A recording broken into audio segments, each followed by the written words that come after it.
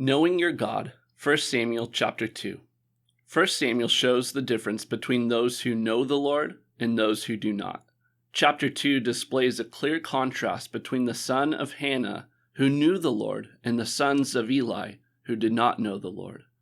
1 Samuel 2 begins with the prayer of Hannah, a woman who exulted in God.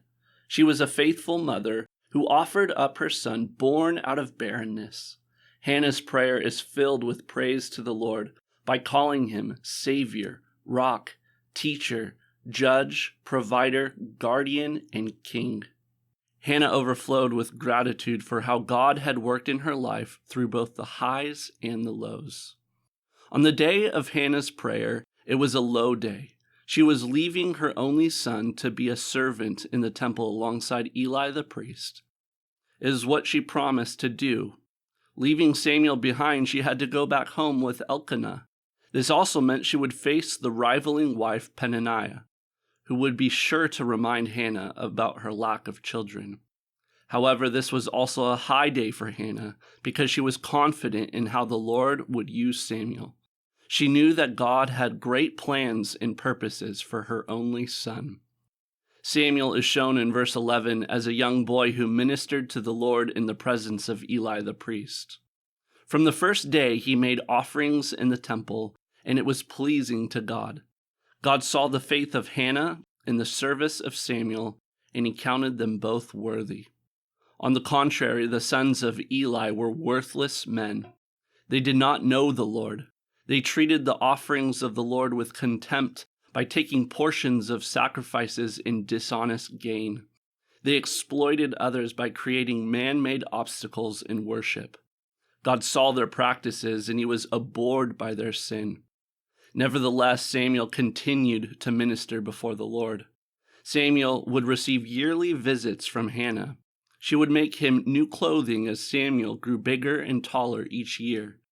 During one of those visits, Eli took notice of Hannah's faithfulness. She had sacrificially given Samuel to be a boy clothed with an ephod. Eli blessed Hannah and prayed that the Lord would give her more children. Indeed, the Lord visited Hannah, and she conceived and bore 3 sons and 2 daughters. And the boy Samuel grew in the presence of the Lord.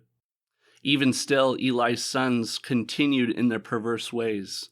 Eli heard about his son's sexual immorality and confronted them about it.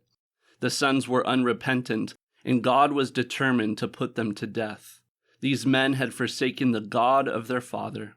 They enjoyed the benefit of being priests of the Lord, but without ever knowing him. Their lack of relationship with God was evident in their actions. It became even more evident that Samuel was called by God. Each year he grew in stature and favor with the Lord and also with man. Conversely, each year Eli's sons grew in their wickedness until finally the Lord sent a man of God to announce judgment on the house of Eli. God cut off the line of Eli from being high priest, and he raised up for himself a faithful priest, one who would do what was in the heart and mind of God. Samuel would become that priest, but all of this was pointing to someone even greater. Years later, there was another young boy who was an only son. When he entered the temple, he demonstrated his knowledge of God and amazed the priests with his wisdom. He also grew in stature and favor with God and man. This boy was the greater fulfillment of Hannah's prophetic prayer, "The Lord will judge the ends of the earth. He will give strength to his king and exalt the horn of his anointed." The greater Samuel is Jesus Christ. Like Samuel, Jesus served the Lord from his youth.